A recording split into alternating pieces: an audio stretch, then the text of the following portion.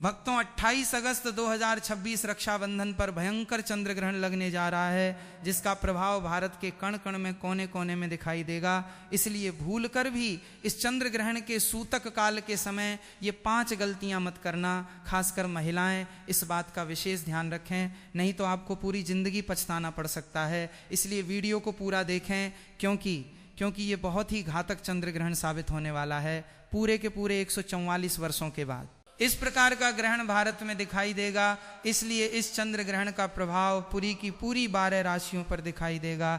इसलिए सभी को थोड़ा सा सतर्क रहने की आवश्यकता है। इसके लिए आपको वीडियो को पूरा देखना होगा, तभी आपको सही जानकारी प्राप्त होगी। साथ ही साथ हम जानेंगे कुछ विशेष उपाय के बारे में, जिसे ग्रहण की अवधि में जरूर ही करना है, ताकि आपको भी पूरे सावन के महीने का फल प्राप्त हो सके। और इसी के साथ आपको एक सबसे महत्वपूर्ण जानकारी बताएंगे कि चंद्र ग्रहण का जो सूतक काल, उसे अवधि में क्या खाना है क्या नहीं खाना है। तो वीडियो के अंत तक आपको बने रहना है और संपूर्ण जानकारी प्राप्त करना है। भक्तों, जैसा कि आपको मालूम है कि सनातन धर्म परंपरा में श्रावण पूर्णिमा का दिन अत्यंत पवित्र, कल्याणकारी और पुण्यदायी माना गया है। ये वही पावन तिथि है जब संपूर्ण सृष्टि को स्नेह, रक्षा और कर्तव्य के धागे में बांधने वाला रक्षाबंधन का महापर्व मनाया जाता है और भगवान भोलेनाथ का प्रिय श्रावण मास अपने पूर्ण वैभव के साथ विश्राम लेता है।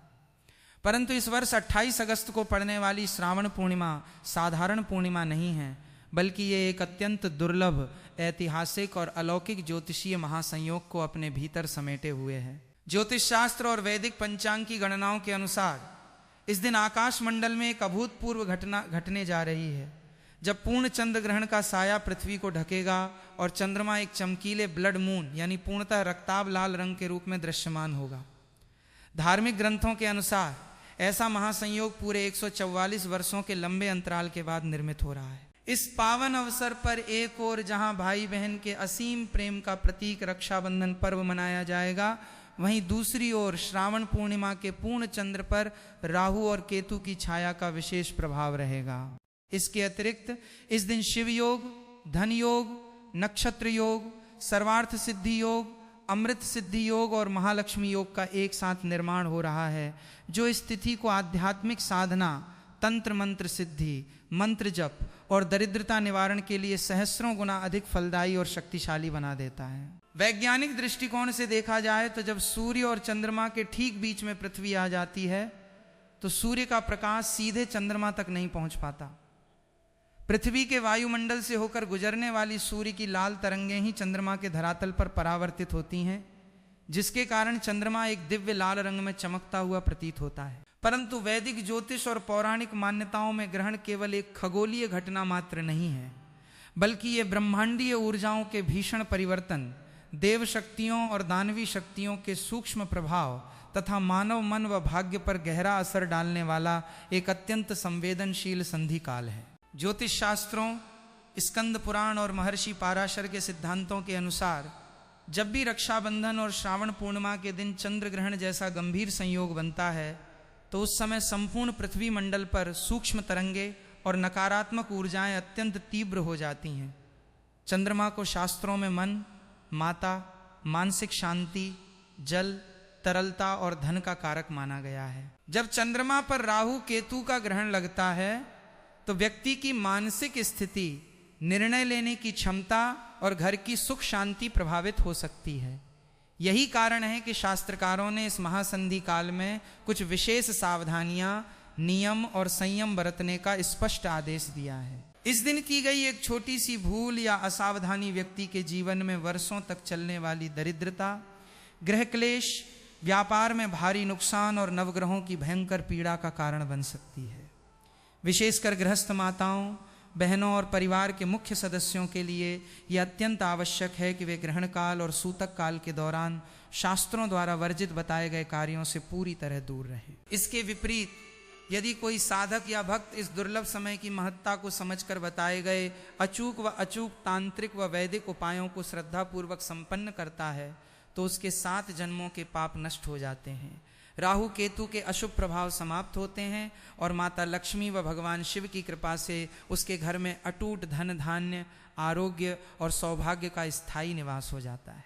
इसलिए इस पावन दिन के समय सूतक काल वर्जित कर्मों और विशेष उपायों की संपूर्ण व सटीक जानकारी होना हर सनातनी के लिए अत्यंत आवश्यक है। चलिए भक्तों, अब हम आपको बता देते हैं चंद्र ग्रहण का सटीक समय, सूतक काल और रक्षाबंधन पर राखी बांधने का सही शुभ मुहूर्त के बारे में संपूर्ण जानकारी आपको प्राप्त होगी। भक्तों, इस बार बस 2026 में चंद्र गया था। उस ग्रहण काल में किसी भी प्रकार के धार्मिक अथवा मांगलिक कार्य को संपन्न करने के लिए सूतक काल के समय का सूक्ष्म ज्ञान होना अनिवार्य माना गया है। शास्त्रों का स्पष्ट मत है कि चंद्र ग्रहण का सूतक काल ग्रहण प्रारंभ होने से ठीक 9 घंटे 3 प्रहर पूर्व शुरू हो जाता है। इस बार 28 अगस्त को लगने वाला ये महाचंद्र ग्रहण रात्रि काल में अपने चरम प्रभाव में रहेगा। भारतीय मानक समय IST के अनुसार चंद्र ग्रहण का स्पर्श काल यानी ग्रहण की शुरुआत रात्रि में 9:08 बजे से होगी। तत्पश्चात रात्रि 11:05 बजे चंद्रमा का आधा भाग रक्ताभ लाल दिखाई देने लगेगा। मध्य रात्रि 12:06 बजे ये ग्रहण अपने पूर्ण रूप में आ जाएगा और चंद्रमा पूरी तरह से ब्लड मून के रूप में गगन मंडल में ददीप्यमान होगा। इस ग्रहण का मोक्ष यानी समापन रात्रि 1:36 बजे होगा। इस प्रकार इस महाचंद्र ग्रहण की कुल अवधि 3 घंटे 28 मिनट की रहेगी। चूंकि ग्रहण का स्पर्श रात्रि 9:08 बजे हो रहा है, इसलिए इसका अशुभ सूतक काल दोपहर में ठीक 12:06 बजे से ही प्रारंभ हो जाएगा। सूतक काल लगते ही संपूर्ण पृथ्वी पर वातावरण दूषित होने लगता है। मंदिरों के कपाट बंद कर दिए जाते हैं, मूर्तियों को स्पर्श करना वर्जित हो जाता है और किसी भी प्रकार के शुभ या मांगलिक कार्य करने पर पूर्ण प्रतिबंध लग जाता है। और बात करें सूतक काल के शास्त्रीय नियम के कारण रक्षाबंधन का महापर्व मनाने के समय को लेकर विशेष सावधानी बरतना अत्यंत आवश्यक है। सभी माताओं और बहनों को चाहिए कि वे दोपहर 12:06 बजे से पूर्व ही अपने भाइयों की कलाई पर रक्षा सूत्र यानी राखी बांध लें। दोपहर 12:06 बजे के बाद सूतक काल प्रभावी हो जाएगा, जिसमें राखी बांधना शास्त्रों के अनुसार अनुचित और अशुभ माना गया है। सुबह सूर्योदय के पश्चात से लेकर दोपहर 12:05 बजे तक का समय रक्षाबंधन के लिए सर्वोत्तम, शुभ और सिद्धिदायक मुहूर्त रहेगा। इस अवधि में बहनें अपने भाइयों के माथे पर रोली अक्षत का तिलक लगाएं, उनकी लंबी आयु, उत्तम स्वास्थ्य और समृद्धि की कामना करते हुए रक्षा सूत्र बांधें और उनका मुंह मीठा कराएं। दोपहर 12:06 बजे सूतक काल शुरू होने के पश्चात घर के मंदिर को पर्दे से ढक दें। पूजा पाठ की मूर्तियों को स्पर्श न करें और केवल मानसिक जप, शिव चालीसा, महामृत्युंजय मंत्र या नाम संकीर्तन ही करें। यदि कोई मजबूरी वश दोपहर 12:06 बजे से पूर्व राखी न बांध सके तो फिर उसे रात्रि 1:36 बजे ग्रहण के मोक्ष होने के बाद स्नान ध्यान करके तथा घर व पूजा स्थान का गंगा जल से शुद्धिकरण करने के उपरांत ही अगले दिन प्रातः काल रक्षा सूत्र बांधना चाहिए। सूतक काल और ग्रहण काल के दौरान बनाए गए भोजन को शुद्ध रखने के लिए उसमें तुलसी पत्र अथवा कुशा घास पहले से ही डाल देनी चाहिए, ताकि ग्रहण की हानिकारक तरंगों का असर भोजन पर न पड़े। चलिए भक्तों, अब आपका ज़्यादा समय बर्बाद ना करते हुए जान लेते हैं उन गलतियों के बारे में जिन्हें भूल कर भी इस ग्रहण की अवधि में नहीं करना चाहिए। तो चलिए जानते हैं भक्तों। धार्मिक मान्यताओं, स्कंद पुराण, ब्रह्मवैवर्त पुराण और वैदिक ज्योतिष के अनुसार चंद्र ग्रहण और सूतक काल के दौरान नकारात्मक ऊर्जाएं अपने चरम पर होती हैं।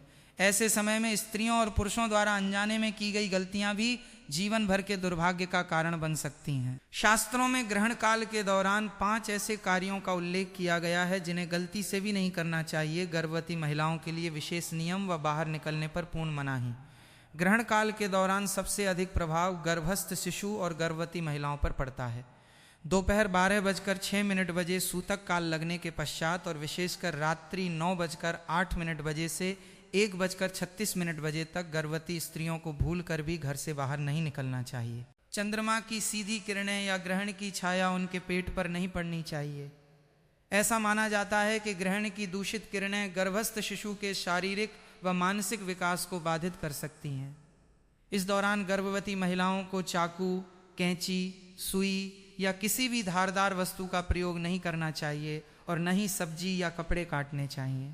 उन्हें शांत चित्त होकर बैठकर भगवान श्री कृष्ण या भगवान शिव के मंत्रों का जाप करना चाहिए। इसके अतिरिक्त ग्रहण के दिन शरीर पर तेल की मालिश करना या सिर में तेल लगाना भी पूर्णतः वर्जित है। ऐसा करने से व्यक्ति की कुंडली में चंद्रमा अत्यंत क्षीण हो जाता है और नवग्रह पीड़ा उत्पन्न होती है तुलसी दल का स्पर्श और जल अर्पित करने पर पाबंदी।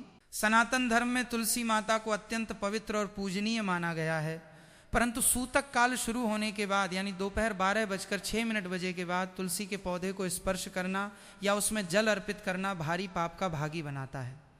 ऐसा करने से देवी लक्ष्मी रूठ जाती हैं और घर में दरिद्रता का वास होता है।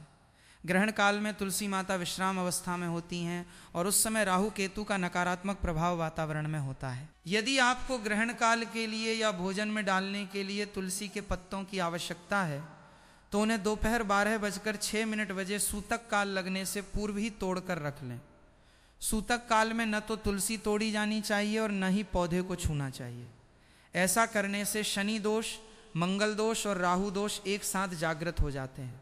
धन का लेन देन और व्यापारिक सौदों से परहेज। ज्योतिष शास्त्र के अनुसार चंद्रमा धन, वैभव और मानसिक स्थिरता का नियंत्रक ग्रह है।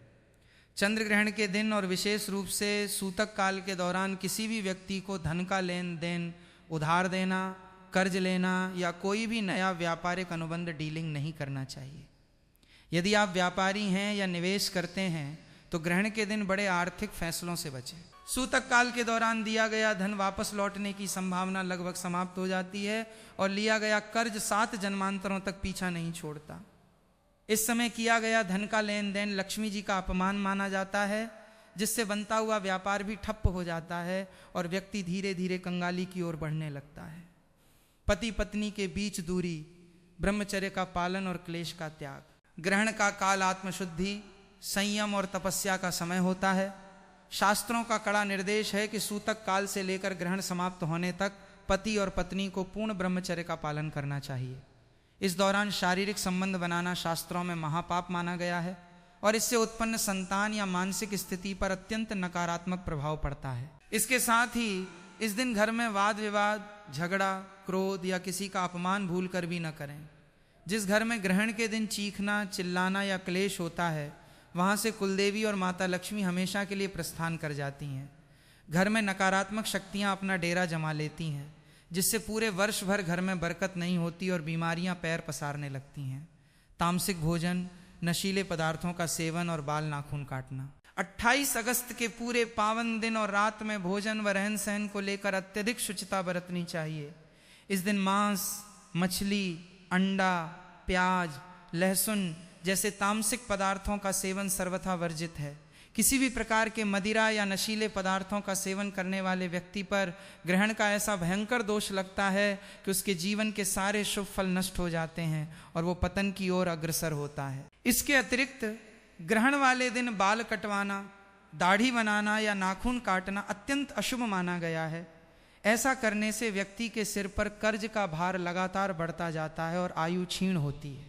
साथ ही ध्यान रखें कि घर के मुख्य द्वार पर जूते चप्पल बिखेर कर न रखें और घर की झाड़ू को ऐसी गुप्त जगह रखें जहां उस पर सीधे चंद्रमा की रोशनी न पड़े, क्योंकि झाड़ू को लक्ष्मी का प्रतीक माना गया है और उस पर ग्रहण की छाया पड़ना दरिद्रता को निमंत्रण देना है। भक्तों, अभी तक आप वीडियो में बने हैं इसलिए आपका धन्यवाद, क्योंकि वीडियो के अंत तक जो भक्त बना रहता उसी को संपूर्ण जानकारी प्राप्त होती है। अन्यथा जो कोई भक्ति वीडियो को बीच बीच में से कट कट कर देखकर बीच से ही छोड़ देता है तो उसको आधा अधूरा ही ज्ञान प्राप्त होता है। तो चलिए अब हम आपको बता देते हैं उन महाचंद्र ग्रहण व श्रावण पूर्णिमा पर किए जाने वाले 4 अचूक व सिद्ध महोपाय के बारे में। भक्तों, जैसा कि जहां एक और चंद्र ग्रहण के दौरान कुछ सावधानियां रखनी आवश्यक हैं, वहीं दूसरी ओर तंत्र शास्त्र और वैदिक ज्योतिष के अनुसार यह समय सिद्धियों का द्वार खोलता है।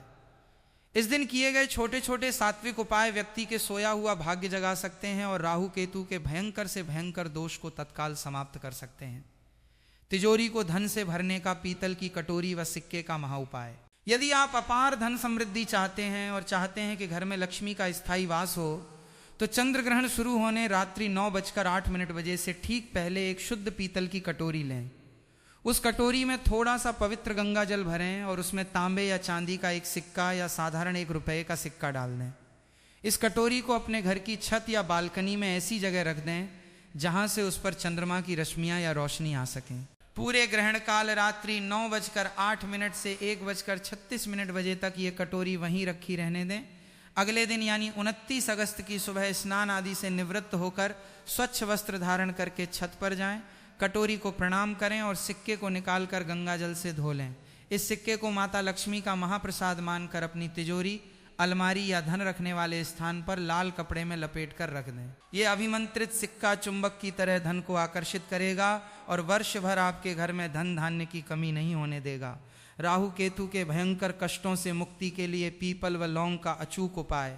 यदि आपकी कुंडली में राहु या केतु की महादशा, अंतरदशा चल रही है या आप लगातार असफलताओं से जूझ रहे हैं तो ग्रहण शुरू होने से पूर्व संध्या के समय यह उपाय करें।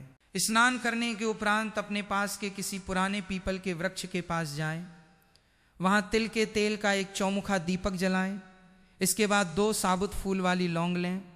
उन लौंग को अपने दाहिने हाथ में लेकर अपने सिर से पैर तक 8 बार 21 बार भी कर सकते हैं घड़ी की सुई की दिशा में एंटी क्लॉकवाइज या क्लॉकवाइज उबारें उतारा करें। इसके बाद अपनी मनोकामना बोलते हुए और राहु केतु के कष्टों से मुक्ति की प्रार्थना करते हुए उन दोनों लौंग को जलते हुए दीपक में डाल दें। लौंग राहु केतु की नकारात्मक ऊर्जा को भस्म करने के लिए तंत्र शास्त्र में परम शक्तिशाली मानी गई है। इस उपाय से जीवन के सारे अटके काम बनने लगेंगे और ग्रहों की पीड़ा समाप्त हो जाएगी। बंद किस्मत का ताला खोलने और दुर्भाग्य नाश का ताला चाबी उपाय। यदि आपको लगता है कि आपका भाग्य बिल्कुल साथ नहीं दे रहा है, हर काम बनते बनते बिगड़ जाता है, तो 28 अगस्त को सूतक काल लगने से पूर्व बाजार से एक नया ताला और चाबी खरीद कर लाएं। ध्यान रहे ताले को दुकान पर या रास्ते में खोलकर न देखें, बंद ताला ही लाएं।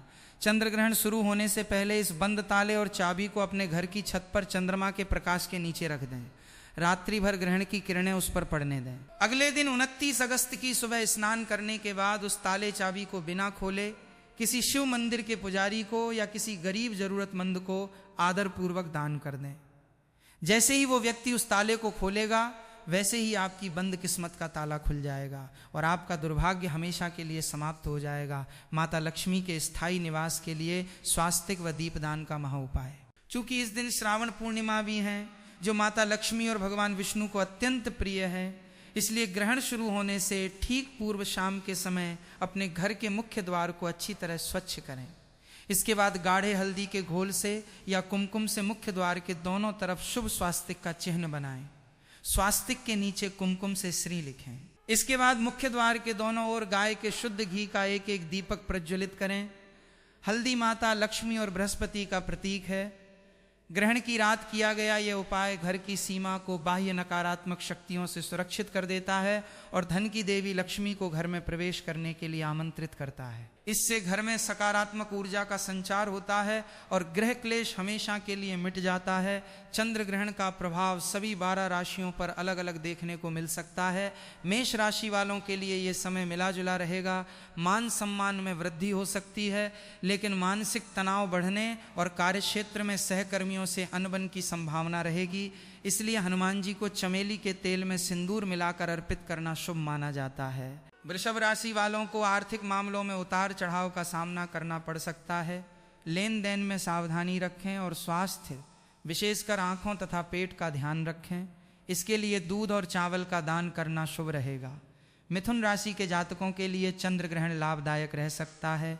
आय के नए स्रोत बन सकते हैं। अटके हुए काम पूरे होंगे। व्यापार में धन लाभ और परिवार में सुख शांति बनी रह सकती है। उपाय के रूप में भगवान शिव को जल और बेलपत्र अर्पित करें। कर्क राशि के जातकों के लिए यह समय संवेदनशील रहेगा क्योंकि चंद्रमा आपकी राशि के स्वामी हैं। मानसिक चिंता, भय और अनिद्रा जैसी परेशानियां हो सकती हैं, इसलिए बड़े फैसले लेने से बचें। माता के स्वास्थ्य का ध्यान रखें और महामृत्युंजय मंत्र का जप करते हुए सफेद वस्त्र का दान करें। सिंह राशि वालों के लिए समय मिला जुला रहेगा। यात्राओं के योग बन सकते हैं, लेकिन फिजूल खर्च बढ़ने की संभावना है। भाइयों और रिश्तेदारों से संबंध मधुर रखें तथा रक्षाबंधन के अवसर पर किसी भी विवाद से बचें। सूर्य देव को अर्घ्य देना और लाल फल का दान करना शुभ रहेगा। कन्या राशि वालों के लिए यह समय अत्यंत शुभ माना जा सकता है। धन वृद्धि और अचानक लाभ के योग बन सकते हैं। नौकरी में पदोन्नति तथा नए अवसर प्राप्त हो सकते हैं। सूतक से पहले तुलसी के पास दीपक जलाएं और हरी मूंग का दान करें। तुला राशि के जातकों के लिए समय सामान्य रहेगा। कार्यक्षेत्र में व्यस्तता बढ़ सकती है तथा पिता या अधिकारियों से मतभेद होने की संभावना है, इसलिए अपनी वाणी पर संयम रखें और माता लक्ष्मी की उपासना करते हुए कपूर जलाएं। वृश्चिक राशि वालों को इस दौरान सतर्क रहने की आवश्यकता है। भाग्य का सहयोग थोड़ा कम मिल सकता है। वाहन चलाते समय सावधानी रखें और कानूनी मामलों में सोच समझकर कदम उठाएं। पीपल के पेड़ के नीचे सरसों के तेल का दीपक जलाना शुभ माना जाता है। धनु राशि वालों के लिए समय प्रतिकूल रह सकता है। गुप्त शत्रुओं से परेशानी, अचानक स्वास्थ्य संबंधी समस्या और निवेश में नुकसान की आशंका हो सकती है, इसलिए सावधानी बरतें। विष्णु सहस्त्र नाम का पाठ करें और चने की दाल का दान करें। मकर राशि वालों के लिए प्रभाव मिला जुला रहेगा। जीवन साथी के स्वास्थ्य को लेकर चिंता हो सकती है और साझेदारी के कार्यों में सावधानी रखनी चाहिए। हालांकि नौकरी पेशा लोगों को पद लाभ मिल सकता है।